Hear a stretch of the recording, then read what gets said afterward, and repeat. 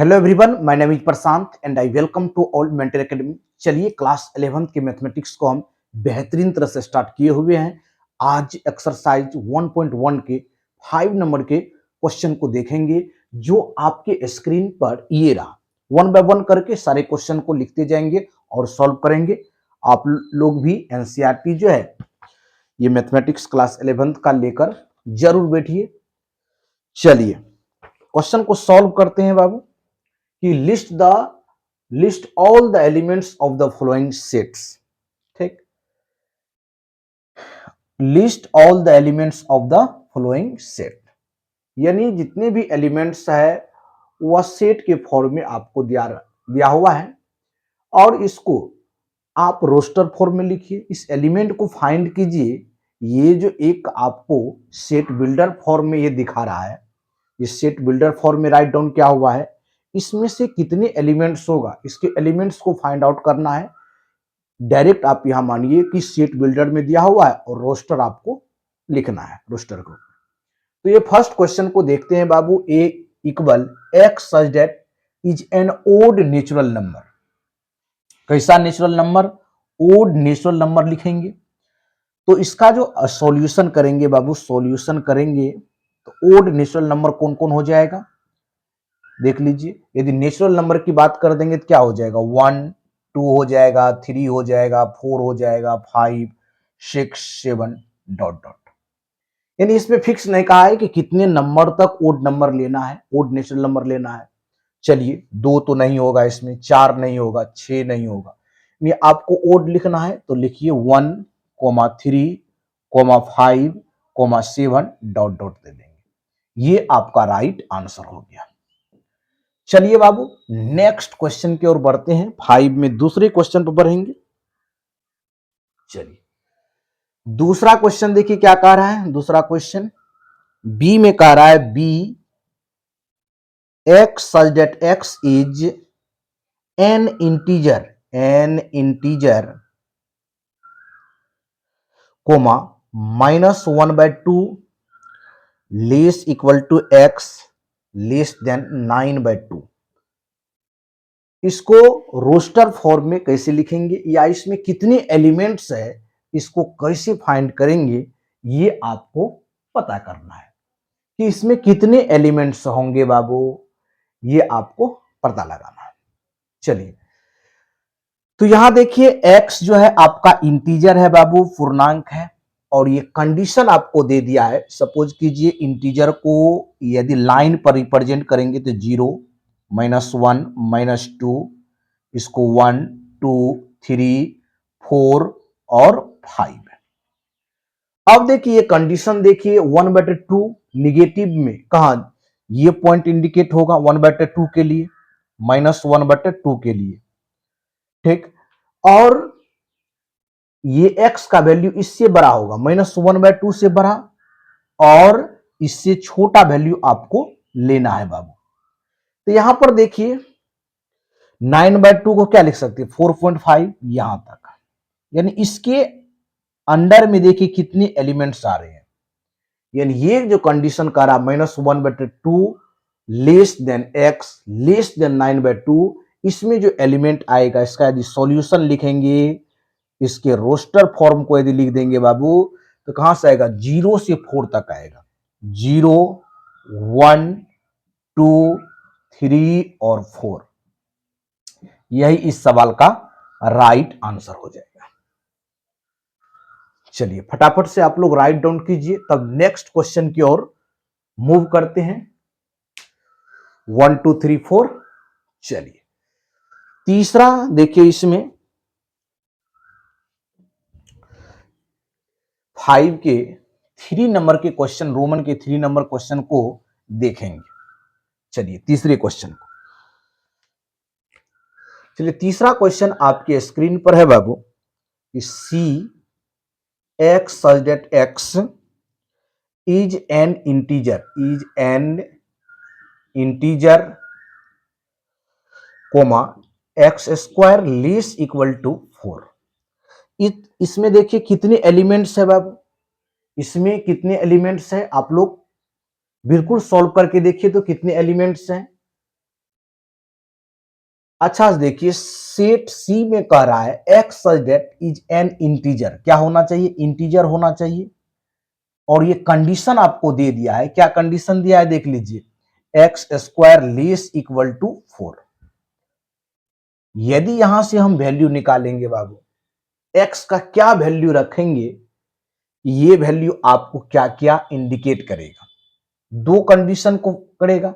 X square एक बार जो है लेस देन होगा बाबू, एक्स स्क्वायर लेस देन 4 हो जाएगा। एक बार हो जाएगा एक्स इक्वल टू 4।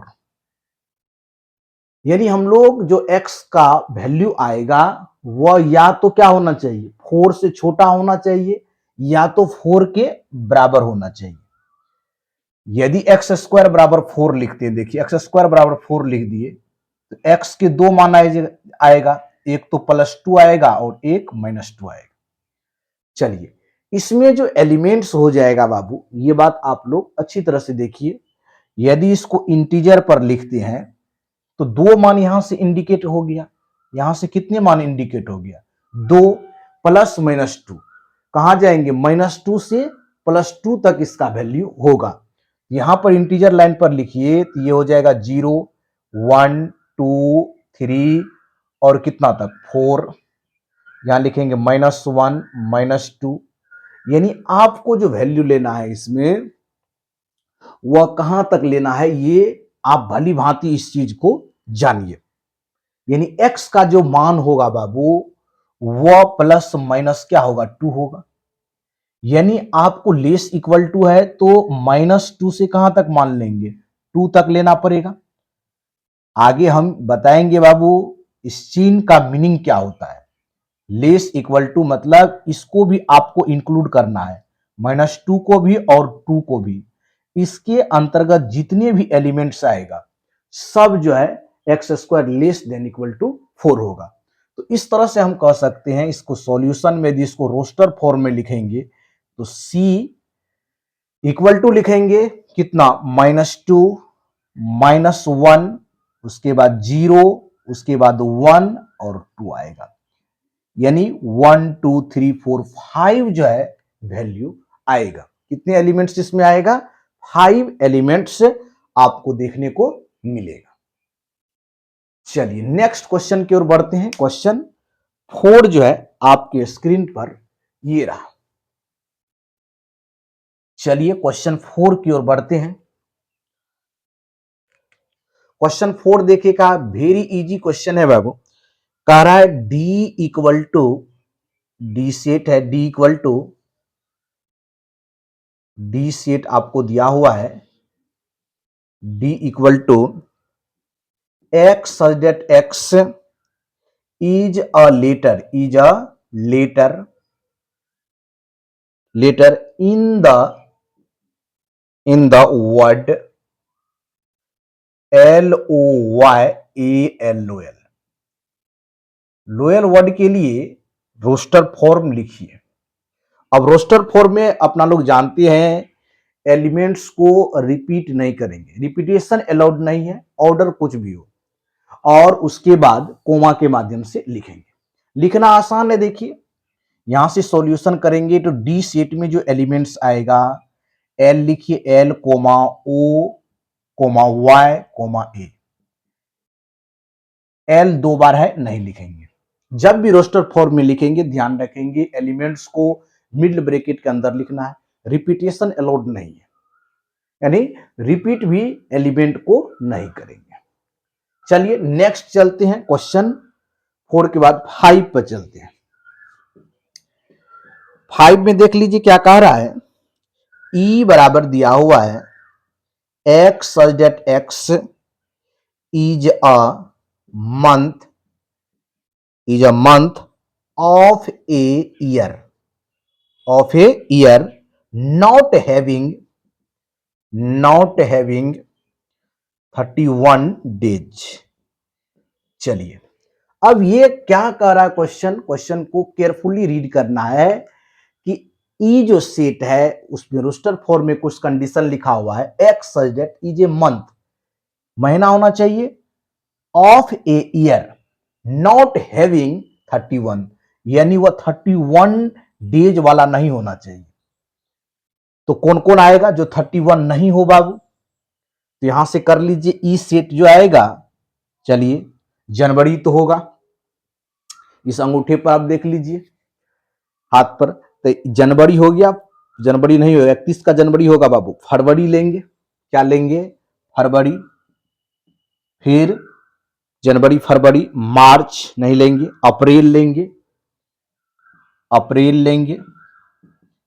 चलिए आपको 31 डेज नहीं लेना है मंथ में, 28 और 30 लीजिए। तो ये हो गया जनवरी हो गया बाबू, फरवरी लेंगे, मार्च अप्रैल मई जून लेंगे, जून मई जून। देखिए जनवरी फरवरी मार्च अप्रैल मई जून जुलाई, जुलाई भी नहीं लेंगे, अगस्त भी नहीं लेंगे, सितंबर लेंगे, सितंबर, सितंबर लेंगे। चलिए सितंबर, अक्टूबर और नवंबर, नवंबर लेना है।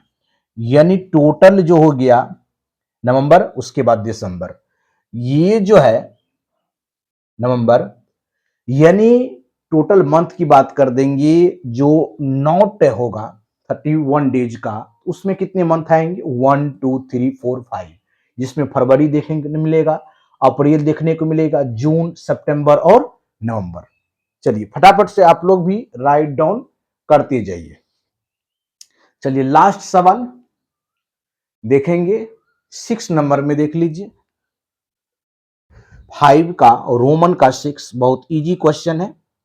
क्या कह रहा है, F equal to x such that x is a consonant, consonant in the English,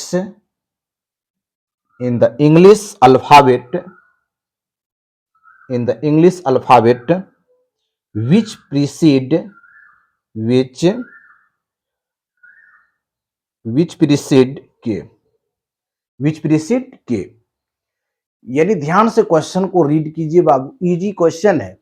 कह रहा एफ जो रोस्टर रूप में लिखा हुआ है सेट है, x such that x is a consonant, जो कॉन्सोनेंट है इन द इंग्लिश अल्फाबेट विच प्रेसीड के, यानी के पहले तक आपको लिखना है, और जो क्या होना चाहिए, कॉन्सोनेंट होना चाहिए। इस पर आप विशेष ध्यान देंगे, के पहले का कॉन्सोनेंट आपको लिखना है। प्रेसीड के का मतलब होता है के पहले वाले कॉन्सोनेंट। चलिए यहां से लिखना आसान है, एफ बराबर क्या आंसर हो जाएगा, ए तो लिखेंगे नहीं, वोवेल है, ए बी सी डी, ई नहीं लिखेंगे, एफ जी एच आई नहीं लिखेंगे, जे, जे तक ही हमको लिखना है। यानी प्रीसीड के का मतलब होता है के पहले जो कॉन्सोनेंट है वहां तक ही हमको राइट डाउन करना है। तो इसमें बी हो जाएगा, C D F G H I, 3 3 6 1 7, यानी 7 एलिमेंट इसमें देखने को मिलेगा। चलिए बाबू क्वेश्चन 5 को बेहतरीन तरह से सॉल्व कर दिए हैं। जो स्टूडेंट अभी न्यू ऐड हुए हैं फिर से वीडियो लेक्चर को देखिए, ताकि क्वेश्चन 5 में किसी भी प्रकार का प्रॉब्लम क्रिएट नहीं हो। मिलते हैं क्वेश्चन 6 में, न्यू एनर्जी के साथ मिलेंगे। इस वीडियो में इतना ही। Thank you so much, all the best.